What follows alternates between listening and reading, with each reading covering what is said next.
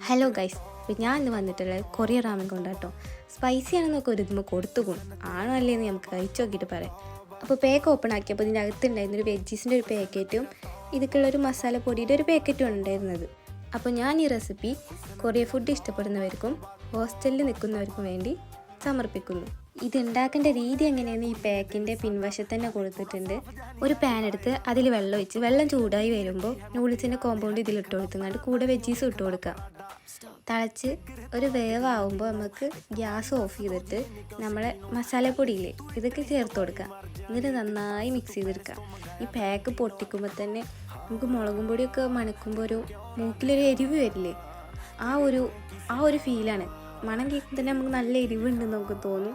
പക്ഷെ ഞാൻ ടേസ്റ്റ് ചെയ്ത് നോക്കിയപ്പോൾ വലിയ എരിവൊന്നുമില്ല. പക്ഷെ പിന്നീടാണ് ആ നഗ്ന സത്യം ഞാൻ തിരിച്ചറിഞ്ഞത്. കുറേ കഴിഞ്ഞപ്പോഴാണ് മോനെ എരിവ് തുടങ്ങിയത്.